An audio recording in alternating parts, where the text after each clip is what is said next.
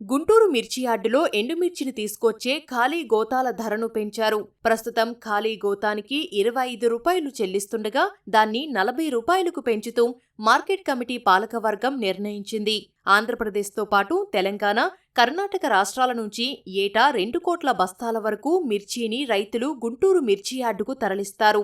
సుమారు 40 నుంచి 45 కేజీల తూకం ఉండేలా గోతాల్లో మిరపకాయలను నింపుకొని అమ్మకానికి తీసుకొస్తారు. ప్రస్తుతం ఈ గోతం ధర బహిరంగ మార్కెట్లో 60 నుంచి 80 రూపాయల వరకు పలుకుతోంది.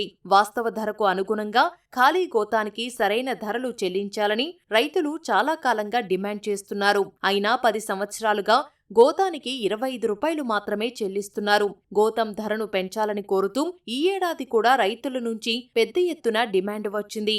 ఈ మేరకు పాలకవర్గం మిర్చి వ్యాపారులతో చర్చించి ఖాళీ గోతం ధరను 40 రూపాయలకు పెంచారు. పెరిగిన ధరలను తక్షణమే రైతులకు ఇవ్వాలని, దీనిపై యార్డులో విస్తృత ప్రచారం కల్పిస్తున్నామని యార్డు చైర్మన్ కుర్రా అప్పారావు తెలియజేశారు.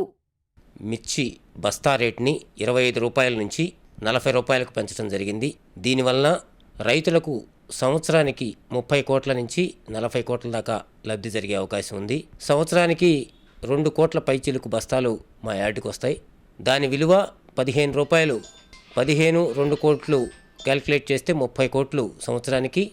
ఆ పైచిలుకు సుమారు అప్ టు యావరేజ్న 30 నుంచి 40 కోట్ల దాకా రైతులకు లబ్ధి జరిగే అవకాశం ఉంది. గత 10 సంవత్సరాల పైనుంచి ఈ రేటు పెంచమని రైతులు వేడుకుంటా ఉన్నారు. 45 కేజీల లోపు వెయిట్ ఉన్నటువంటి బస్తాకు కేజీ వెయిట్ ఉంటుంది. ఆ కేజీ తీసేసి రైతుకి 40 రూపాయలు ఇస్తాడు వ్యాపారస్తుడు. ప్రచారం రైతులందరికీ యాడ్లో స్క్రీన్స్లో డిస్ప్లే చేయడం జరుగుతుంది.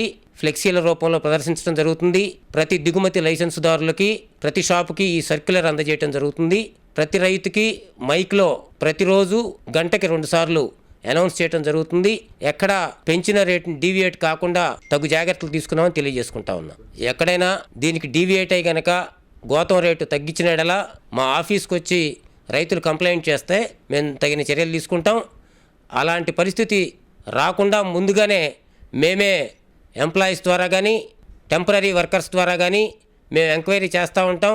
ప్రతిదీ సీసీ కెమెరాల సర్వైవల్ విజిలెన్స్ ఉంటుంది.